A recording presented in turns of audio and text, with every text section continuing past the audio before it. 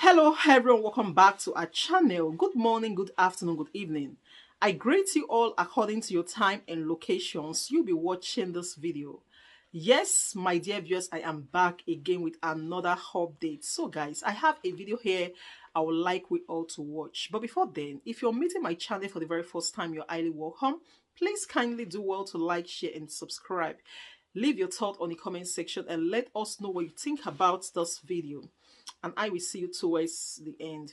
Meanwhile, the Federal High Court in Abuja has fixed May 18 to hear the lawsuit seeking to stop the inauguration of President-elect Bola Tinubu. The plaintiffs, known as registered voters of the Federal Capital Territory, are asking the court to determine whether any candidate in the presidential election may be validly declared elected and sworn in if as president without obtaining at least 25% of the vote cast.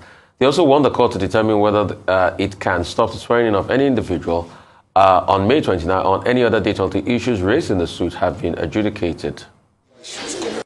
We simply want the court to acknowledge that the residents of Abuja have a right to either approve or reject of whoever will be president of the country and who in that capacity will be like their governor, the one that regulates their daily lives, that approve of him, show that he has a level of acceptability amongst them with at least 25% of their votes, and therefore that any candidate at all who has not obtained that 25% of votes in Abuja ought not to be declared president-elect. Let's talk about Ayo. Well, hello, Rufai, and nice suit and tie and pocket square, since you started off throwing us off that way. But let's get to the suit before the Abuja court in terms of the citizens or the residents of Abuja wondering if they have special status to determine who becomes president. It still goes along the line of the conversation around this 25% and the fact that the president-elect Asiwaju Bola Ahmed Tinubu failed to get 25% majority in Abuja, even though he got it in the requisite states as stipulated in the constitution. The suit has been moved, has been adjourned till next week, and we cannot speak in detail about it because it will be so prejudiced, but it will be important to see how the court will rule, because this has been a conversation that has been going on for a while. Does Abuja, as the Federal Capital Territory, have special status? The arguments are valid. They don't have a direct governor. They didn't vote for a governor. So whoever is president ought to, in effect, manage that particular city. So next week we get to find out what the outcome would be, and of course, consequently, if inauguration 2023 will go ahead on 29th of May 2023. The matter, the five persons of Abuja, Federal Capital Territory residents, are taken before the Federal High Court, the Court of Justice INEC, which has now been adjourned till May 18.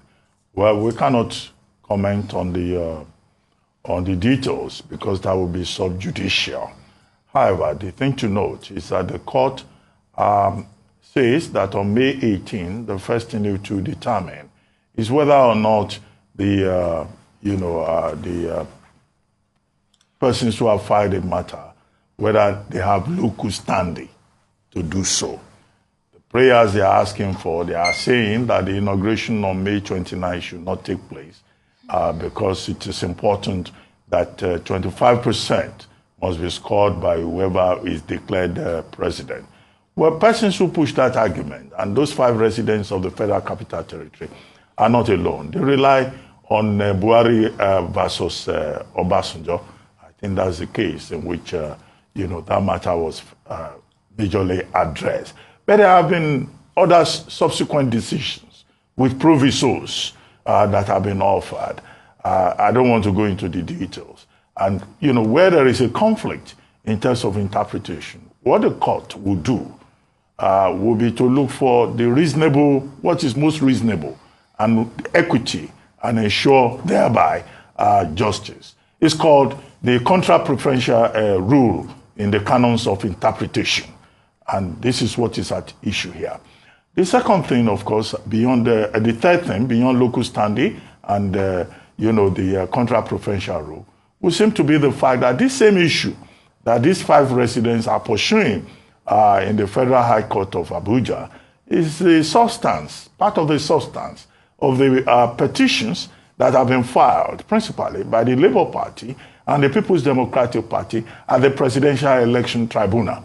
So can the same matter be had, a matter that is before tribunal, also be had at the Federal High Court level? So that again raises the question of jurisdiction. But on May 18, we'll see what the court will decide. It's not for us here to go into the substance.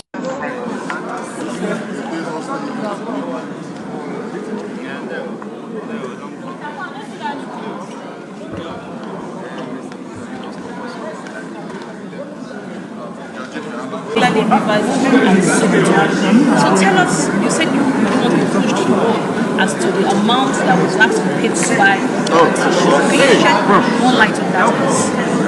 Please. What I was trying to say is that the amount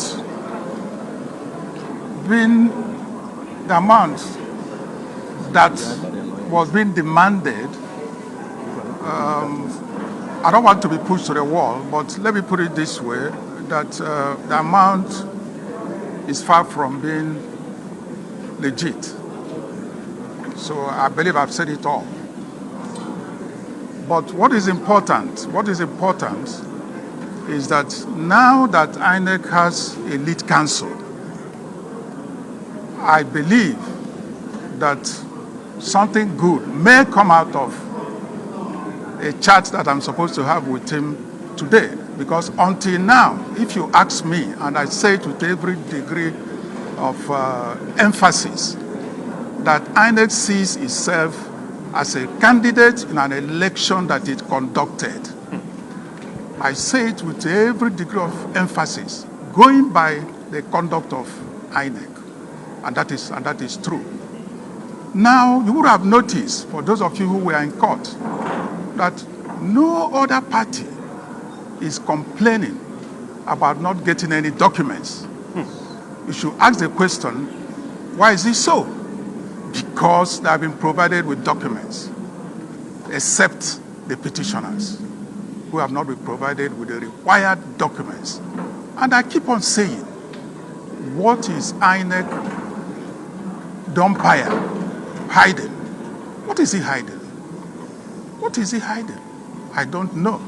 Maybe you, as gentlemen of the press, may interrogate them to find out why INEC should not be neutral. They are supposed to be neutral. That's the way it is all over the world, including African countries.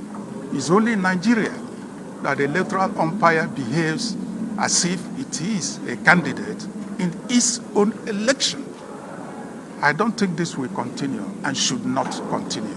The other question is, by Friday, these issues of documents that did not get served by INEC or document did not receive from INEC can be resolved. Well, I want to give them the benefit of the doubt. I don't want to be pessimistic.